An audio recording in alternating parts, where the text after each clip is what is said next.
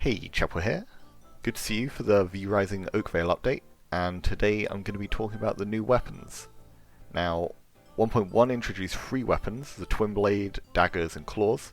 With only 8 weapon slots on the hotbar and a ton of weapons to choose from, it's becoming difficult for every weapon to find its place.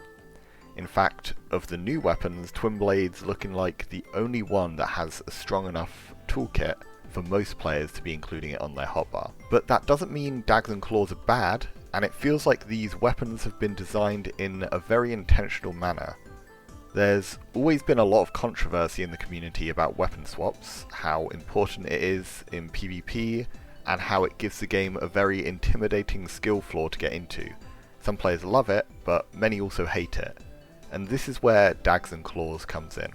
I'd said back in the 1.0 update how Whip at the time was a weapon that was overpowered enough that it could potentially be used as a solo weapon with no swaps, but there was no reason to use it as a solo weapon.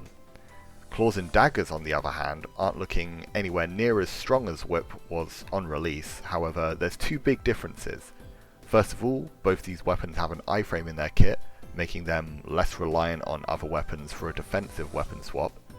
But most importantly, they both have mechanics to heavily incentivize using them as much as possible. Dagger's E can scale up its damage, and then also be used to lower its Q cooldown based on the number of daggers that are out. It also has a recharge on its primary attack that only works when the weapon stays out. Claws has a mechanic called Puncture, where reaching 3 stacks of this debuff triggers Rupture, which deals additional damage and also hits in an AoE. While the weapons are strong alone, they also need the right kind of setup to make them properly shine in PvP. So now let's talk about some builds to use for these weapons. Firstly, Daggers. Now, for this setup we want to be running a Warrior Rogue free blood mix with Dreadset, Red Amulet and a Prowler Elixir.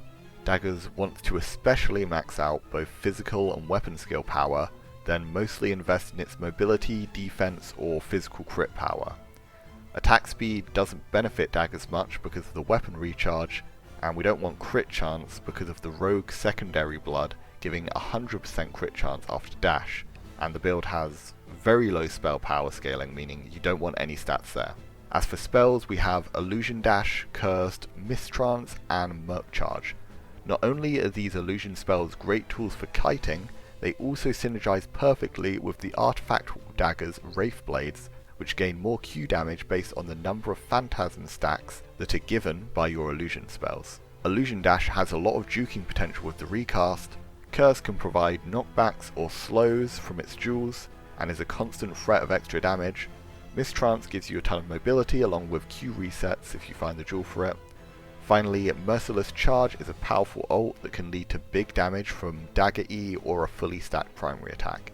When playing Daggers, you want to be looking for a more passive style of mid-range or control, where you look for Qs whenever possible, which is also your best tool for hitting through defensives. Your E can be used to lower your Q cooldown, but also provides pressure along with your primary attacks when people run into you or misposition in front of a lot of daggers when they have no defensive.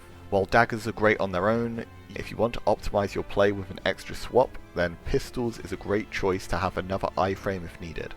Now moving on to Claws. I said Daggers is a more passive playstyle, and Claws on the other hand is the polar opposite and enables some of the most aggressive PvP you can find. To allow Claws to be more scrappy, it needs to invest more into its defensive stats, focusing on max health, damage reduction, healing received, and then physical power will be the main damage source. For this we run Brute Rogue Free for the blood, Grimset, Yellow Amulet, and Elixir of the Beast. The spells are Blood Dash, Soulburn, Bloodright and Heartstrike. These spells are centered around aggressive, close-range damage and healing, with Soulburn giving you a way to break through defensives and let you continue playing with high tempo. The Artifact Claws Talons of the Beast also give you healing whenever you proc a Rupture, and have a chance on weapon skill hits to summon an exploding skeleton for more damage. As long as you keep applying pressure, there are very few builds that can compete with you in melee range. Just be careful with E, as missing this close to an opponent is very easy to punish. There's a few bits of tech worth practicing with Claws. Firstly, your Q can be immediately cancelled into a dash or Bloodright, and you can redirect it at any time. Your E can be used to bounce in any direction. And finally, it's worth noting that you only get punctures in the third primary attack of your attack string. You can proc ruptures quickly by doing 2 primary attacks, queuing in, doing a third primary attack, and then finishing with an E for the rupture proc. Now again, while these weapons are great solo, there are some other mix-ups that other weapons can offer if you want to optimize your play with a couple of swaps.